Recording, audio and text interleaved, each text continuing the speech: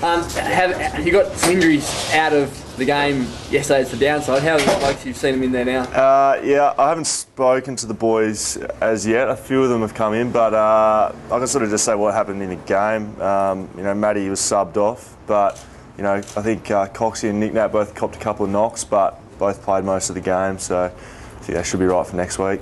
Rose's injury was bizarre. Like, it was a full-blooded kick.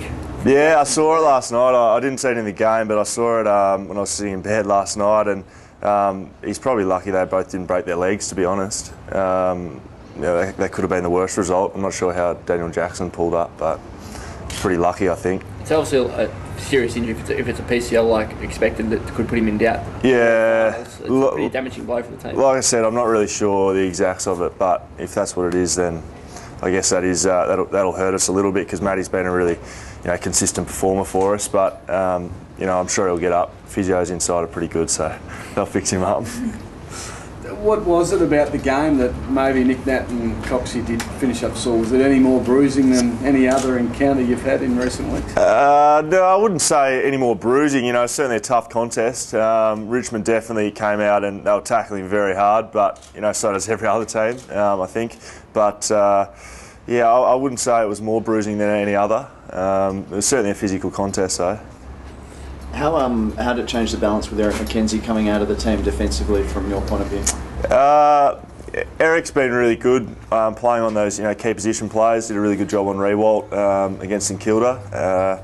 But we've been lucky enough to have some really good depth in the team. Mitch Brown came in and filled his spot really nicely. And there's obviously lots of competition in the team for spots at the moment. But once everyone gets their chance, we've got to take the opportunity and play really well, which I thought Brownie did yesterday. Do you feel that that's something that's improved this year, having guys being able to step up when someone goes out like that? Yeah, definitely, and we probably haven't, apart from Curry and Glassy coming back into the team, we haven't bought too many players in. Gaffey and Jack Darling are new players that have come in, but I think the overall squad depth has improved, and touching wood, the injuries have probably been kind to us so far. So yeah, that's definitely been a strength of our team, the depth.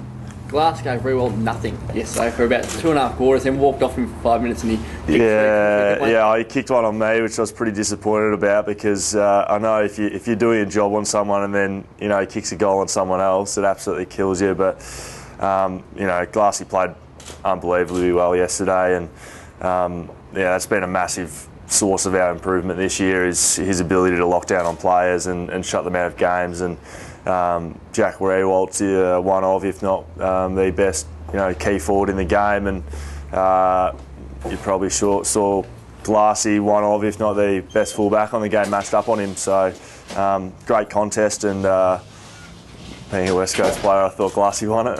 He doesn't get a lot of publicity, Glassy, especially in Eastern States and stuff, and doesn't lead media awards or anything like he's a defender. But does he get the credit that he deserves, do you think? Because he's such a quiet bloke? No, I wouldn't think so, no. Even some of our midfielders probably don't get the rewards that they probably should over East. And Glassy's not the sort of player to be winning awards, and he doesn't play footy to kick goals or do the flashy things. He just gets the job done. So I don't think he'll be selling too many papers over there, putting Glassy on the back page, but that's not what he's there. He's not there to be, on the back page of the paper. He's there to, win games of footy for us, and he's a great leader around the club. Do you think defenders are underrated just in general across the board these days still? I wouldn't say underrated, but they're probably not given as much attention as some of the midfielders are. But midfielders win games for us, so we've got to be kind to them as well, because if they don't come and help us, then it makes our game a lot harder.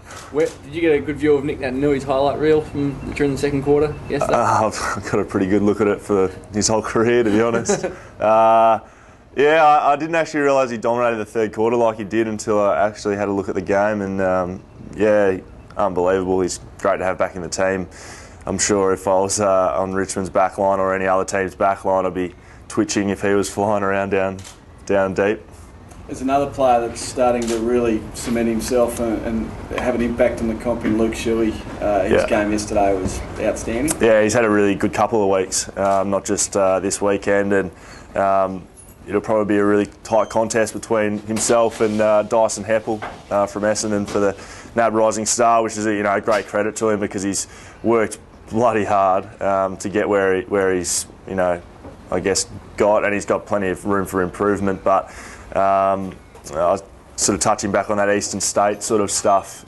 He probably doesn't get the attention that maybe Heppel would back over East, so it'll be interesting to see how the voting and things go with that. How do you prepare for Melbourne this week? They're a team that's pretty hard to judge, and many people would say you'll win it and win it quite easy. Yeah, we've had that a couple of times this year where people have thought we're going to win a game easily, but our preparation doesn't change week in, week out. We you know, assess how they play the game, and we go about trying to play our game firstly, and then, you know, maybe stopping some of their strengths at the same time. But you know, whether it's Melbourne, Collingwood, Geelong, any team, it's the same prep for us, and that's been another strength, I think, just keeping that consistency in what we're doing, you know, week in, week out. That's probably got us a few wins this year. Having been through what you did last year, and you probably didn't lose by as big a margin as Melbourne, but do you know where they're headed or what their mindset would be going to this game? Yeah, over probably the last 3 years, we've had some big losing margins. We lost to Geelong by 120 points over here at one stage, and I probably don't know what Melbourne's going through, because every club's different, but I certainly know what it's like to lose by big margins, and I think it sticks in your head, and you definitely don't want things to be, you know, none of the Melbourne players will be trying to, you know, lose by 140 points. It's not what you go out to do, and it definitely sticks in your head, and it'll be something they'll be trying to rectify pretty quickly. I know that's how we felt.